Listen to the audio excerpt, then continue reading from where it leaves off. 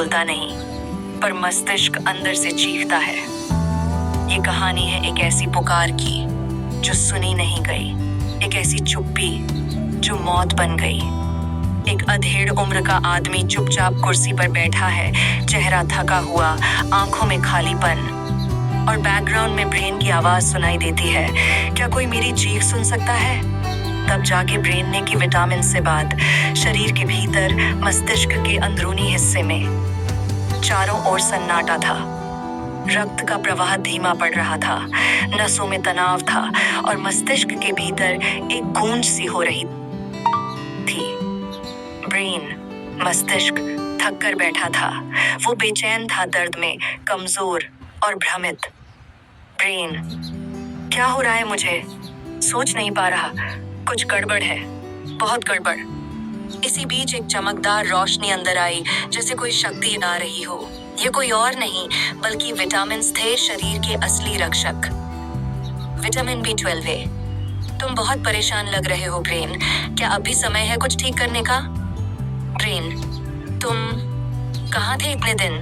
मेरी नसें कांप रही हैं, याददाश्त भी चली गई है और अब तो खून भी बह रहा है। Vitamin K। हमने कई बार आवाज लगाई थी, लेकिन इस शरीर ने सुनी ही नहीं। ना खाने में पोषण था, न ध्यान में। मेरा काम था रक्त को जमाना, लेकिन मेरी शक्ति खत्म हो गई। Vitamin D। सूरज से दूर रहना, खुद को कमरे में बंद रखना और सप्लीमेंट को बेकार समझना, इसी ने मेरी शक्ति छीनी। मैं तुम्हारी नसों की सूजन को रोक सकता था, लेकिन मुझे मौका ही नहीं मिला।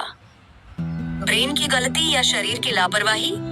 ब्रेन, मैंने तो संकेत दिए थे।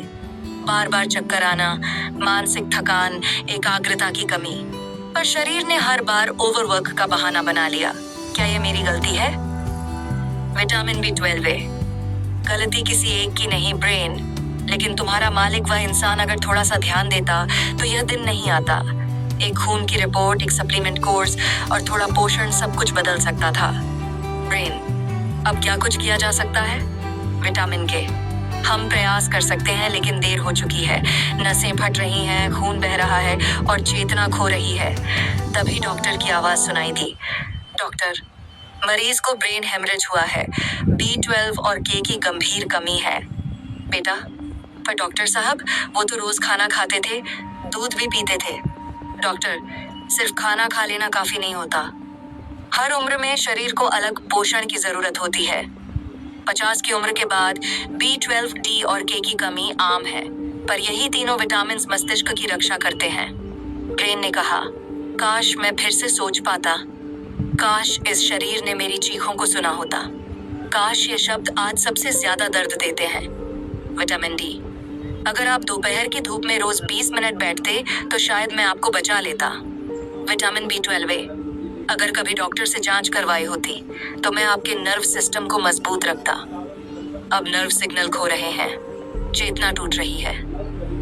वही बेटा अब लोगों को बता रहा है। वे अब हमारे बीच नहीं रहे, लेकिन उनकी ये चुप्पी हमें बहुत कुछ सिखा गई है। अगर आपने कभी चक्कर खाया हो, कमजोरी महसूस की हो, मानसिक थकावट झेली हो, तो ये सिर्फ काम का असर नहीं है।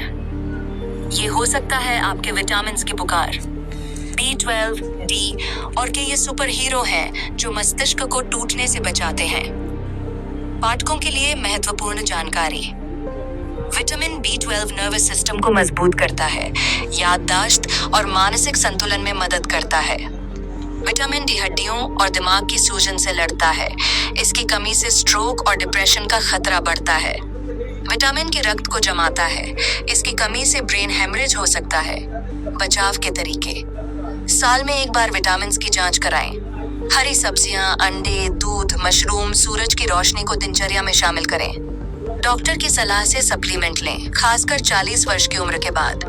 मैं नागेंद्र भारतीय आपसे हाथ जोड़कर निवेदन करता हूँ, इस कहानी को सिर्फ कहानी न समझिए। यह एक सच्चाई है जो हर घर, हर इंसान को प्रभावित कर सकती है। मैंने इस लेख को अपने दोनों ब्लॉग्स पर प्रकाशित किया है, www.kedarkahani.in, www.magicalstorybynb.in।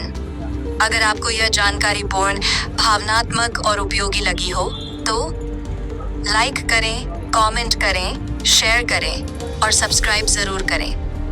आपका एक कदम किसी की जान बचा सकता है। कहानियां जो दिल से निकलती हैं, उन्हें सुरक्षित रखना हमारी जिम्मेदारी है। स्टोरी